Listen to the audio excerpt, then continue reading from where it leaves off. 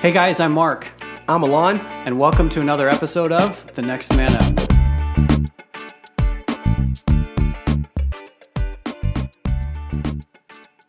Well, welcome back to the Next Man Up podcast. If you've listened to us for a while, you know that this is a different introduction, and if you listen to our previous episode, you will know why. The conversation around failure and mistakes and dealing with consequences, both as parents and helping our children to navigate through that, went long past our targeted 20 to 25 minute episode range. So we just left the microphones going. We continued that conversation until we were done. And so today we are bringing to you the second part of our conversation on failure. That's a great story. Thank you for sharing. I didn't know this was gonna bring that story out of you. But the thing that I hear from my perspective, right? And you and I, that's why I think this works, because you and I see things from such a different angle from our life experience. Sure. What I see, this was Ray, right? Yeah. What I see is Ray didn't do it for you. So how did he get to the point where he's like, I know this could go really sideways, but Alon's got to learn this himself. He's got to take care of the car himself. I'm not going to do it for him. Yeah. Like that's where I see, at least in my own life, the tension of stepping in and taking ownership of something like that in the lives of my children, so it doesn't become this potential disaster. Like I want to rescue them and save them from the disaster. And yet Yoda's sitting on my shoulder saying, the best teacher failure is. Like it's a tension point for me. I got to be honest. Yeah, no, and it is with me too. It is me too. I say that story. It's like, oh, well, Alon, you got it all together. Oh no. Like I'll be the first person to reach out and be like, get back in this corner. Right. You know what I mean? Right. Like, you are not heading out. And I guess we have to pick our battles, right? Pick the war that we're going to fight and stuff. But, for me, like my compass is Jesus, man. And so I'm trying to hear his voice in my life, not just for me, but for my kids, for everything that I'm connected with.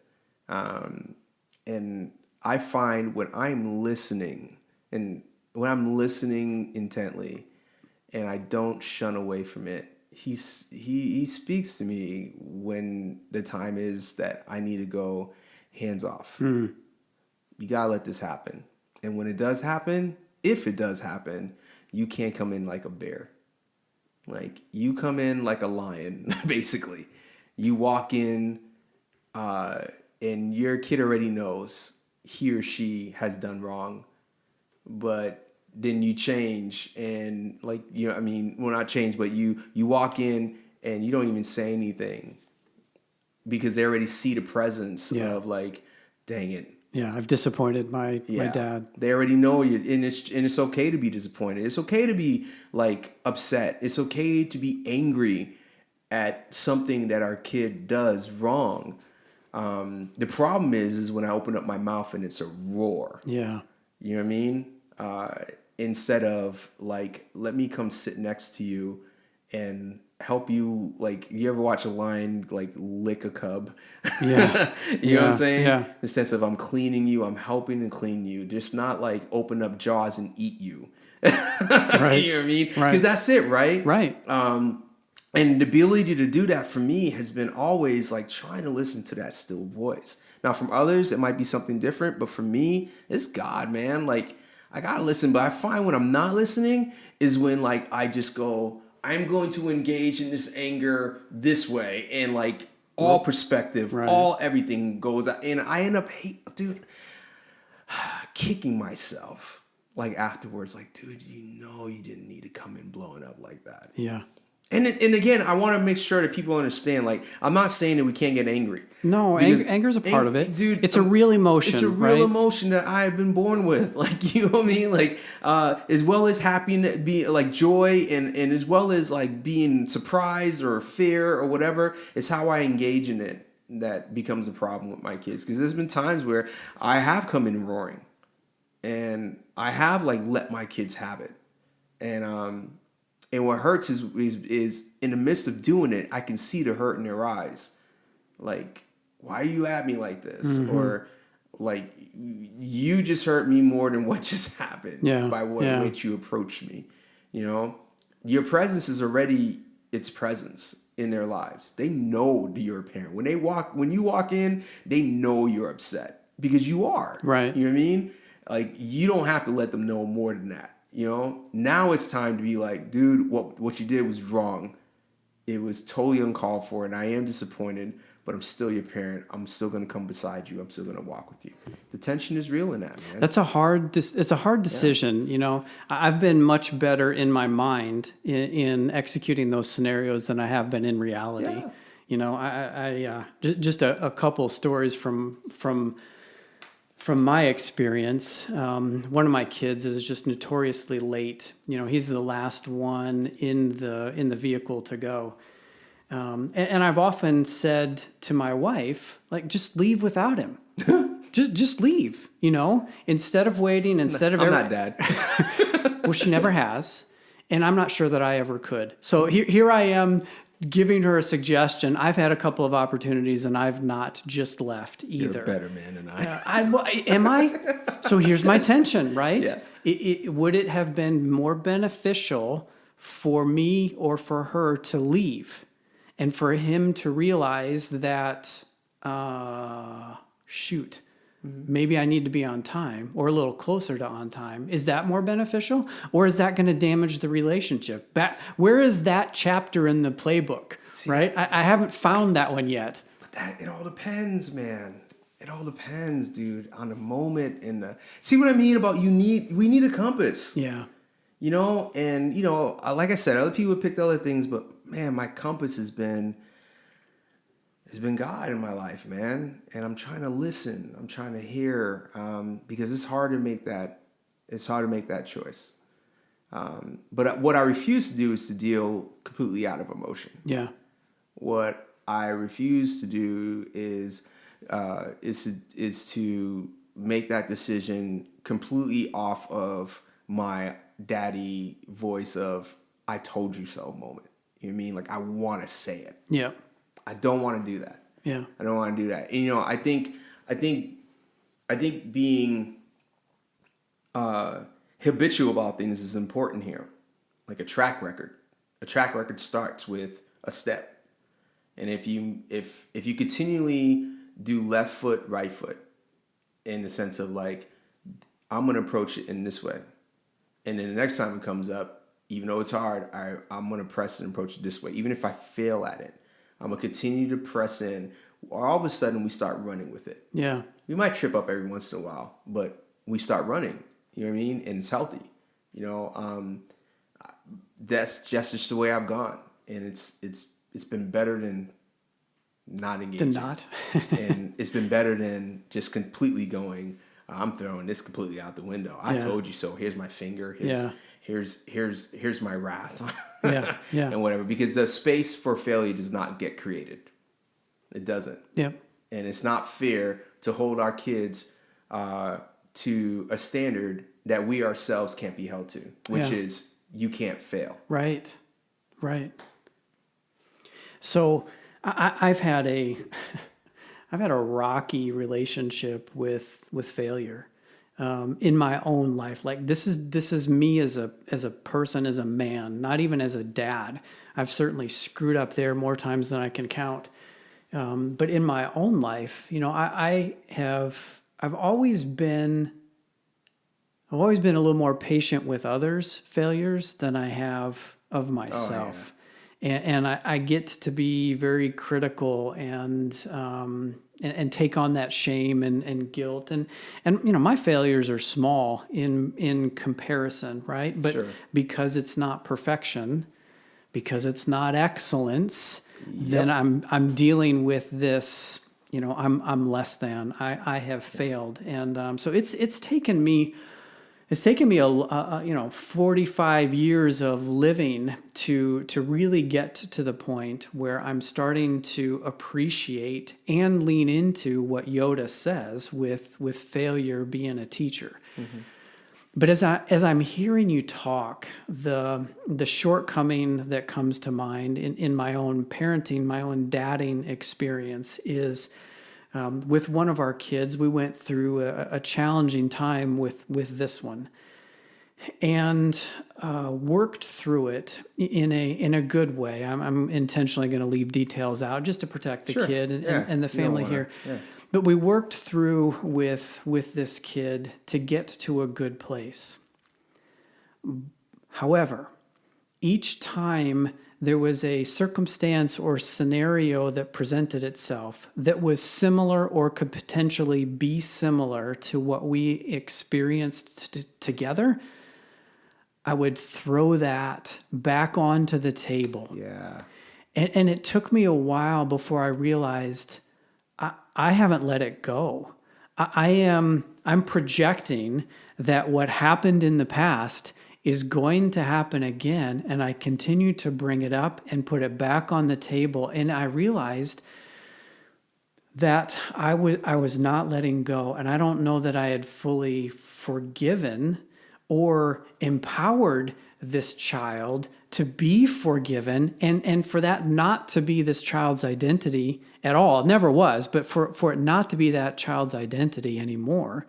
It was a blip. It was part of the story, part of the experience, but it's not who this person is. Like when I got to that point, it was like, oh man, I've been holding this over this child's head for a long time, unintentionally. Yeah, absolutely. Unintentionally disparaging them. Yeah. But because we went through it once and not wanting to go through it again, I keep bringing it up. And I needed to get to the place where I let it go so that the child could let it go and move on. Does that make sense? Yeah, no, you understand what I'm talking about? Totally. Like for me, like I'm hearing you and I'm going, a good question I think that we as parents need to ask when our kids fail is what is going on in me that's prompting the response that I'm giving. Like for you, like it did something, Right. and it resonated with something, and it caused you to react in a certain way. But it's because there was something that you need to deal with. You know what I'm saying? Yeah. Like our actions affect others, and so our kids' failures will affect us. But why is it affecting us in that way? We need to ask that question. Yeah. Like, why am I so mad if when my kid like doesn't come home? It's interesting. Like, there was a couple of times where I got really mad at one of my kids for like it was the idea of like you're disrespecting our family or whatever by you doing this. And the funny thing is as I look and I look and examine my own heart, I've come to find out the reason why I'm so mad that this kid is doing this is because I used to do that. Yeah. And so this idea of my own failures, is being relived through my kid. Well, then I need to deal with me personally and realize like I'm not that. You know what I'm saying? But I'm still allowing that to affect me. Yeah. Because I think I'm a failure. Yeah. You know what I'm saying? And so in that, like I'm holding down my own kid with what's holding me down. Right. And that's not fair. Dude, when we talk about manhood and being a man, and redefining what it looks like to be a man away from the macho, the big, what I like to refer to as the A's, the accumulation, the accomplishment, and the appearance, the achievements, right? Mm-hmm. When we redefine it, it looks exactly like what you were talking about. Taking a hard look at what's going on in our own lives and how that is coming out in reaction and in relation to, in this case, our kids. It spills over to more than just kids. Yeah, absolutely. But our kids and our spouse often get what we have yet to deal with. It just comes out. And I'm telling you, it takes a big man with a lot of courage to be able to look in the mirror and look inside and say, I got to deal with that Yeah. first Yeah. myself. It's fun. Like, I make statements a lot when talking with other parents. I'm like, or someone who's thinking about having a kid, actually more important, more exactly, someone else who's having a kid or is thinking about having a kid.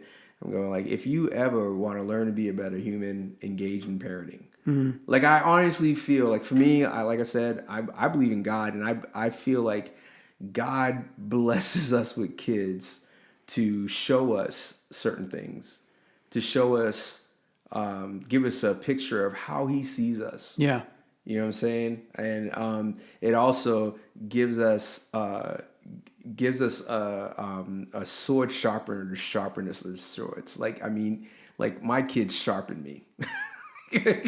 Like, I mean, from the way they live, the questions that they ask that make me look inside and go, wow, dude, I got some building that's like, there's some areas of my life I need some help in. Yeah. Like, you know what I mean? It's like, not just do as I say, not as I do, yeah, right? man. It's like, oh man, and it makes me know how much more I need Jesus in my life, because I can't fix these areas myself. You know what I'm saying? And it presses me. But dude, if you ever want to learn to be a better human being, listen to what I'm saying. I'm saying learn how to be a better human being, engage in parenting. Yeah. I'm not saying that like just have a kid. I'm saying engage in parenting. Right. Because as you engage in parenting, a mirror is held up. That's right. That's right. It really is. And you see yourself for who you really are. I remember very clearly where I was, what I was doing, what I was feeling when we had recently had our first.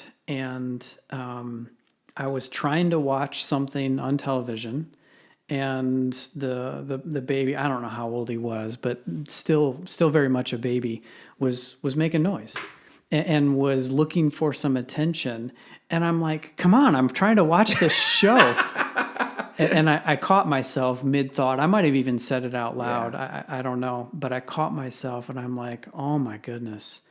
Talk about a spotlight on selfishness. Ooh, geez. Yep. This television show that means nothing to me in my life is more important to me right now than this alien, this Klingon that is completely dependent on me that I wanted. You know, right? Yeah, It was an act of choice. And I just, to your point, I remember very clearly being faced with my own selfishness at that point and realized I had a choice. Yeah.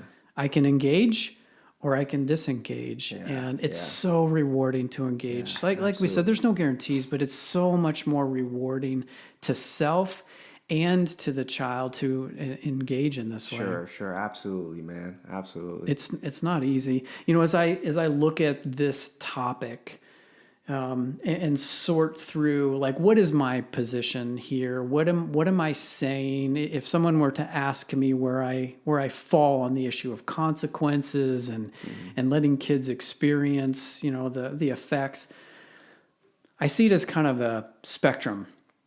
On one end, I think you have the parents that are completely disengaged, couldn't care less about what's going on, and they're not in touch. On the other end of the spectrum, I think you have a parenting style and philosophy that is, let me take care of it. Let me fix everything. Let me come behind you and at an early age keep you from falling and let me wrap you in bubble wrap and all kinds of safety equipment so you don't get hurt and let me do that paper for you so that you can get the good grade. Like, if you carry that out to its conclusion, you can get to some pretty unhealthy choices that the parents are making to cover up mistakes, to cover up harm, damage, right? Like, all you got to do is go scan the headlines of news sites to find where parents have interfered and tried to hide and cover up. I can think of multiple examples of high school boys' parents who covered up some nefarious behavior because they didn't want their kids to deal with the consequences for the rest of their life. Anyway, I see this as a spectrum, and I think what I would say is I'm shooting for something in the middle where I am engaged and I care. Yeah. but I also recognize the value of learning through consequences and learning through mistakes. Sure. Even to the point now, as I'm starting to launch kids out of the nest, asking myself, did I allow them to fail enough to experience the consequences in a safe place before they get out into the quote unquote real world and deal with bigger and more serious consequences therein. So I hope that made sense. Yeah, I think makes sense. I think I'm just trying to shoot for that middle, where I care, but I still let them experience the consequences of their decisions. Because like Yoda said, failure is a good teacher. Failure is a good teacher. Yeah. That's hard. We got to be willing to do that, and it's an intentional choice that we have to make, and it's a heartache we got to bear. That's right. Yeah. Well, I hope that was helpful. It was it was a good conversation anyway. Good. I think If any of my kids, if I said anything that was off, you let me know. If you actually listen. I'm sure they do. I was also thinking it would. I think it would be interesting to hear listener feedback on this topic. Yeah. Where have you gotten it right? Maybe where have you gotten it wrong? What would you have done better? What advice to parents coming behind would you offer, or to your kids as they're becoming parents? What advice have you offered? Anyway, if you got any feedback for us along those lines, listeners, we'd love to have it. It's feedback@thenextmanup.com. That's the email address you can get us at. So good conversation. Thank you, Mark. Appreciate it. It's all as always, and look forward to the next one. Likewise, my friend. Adios.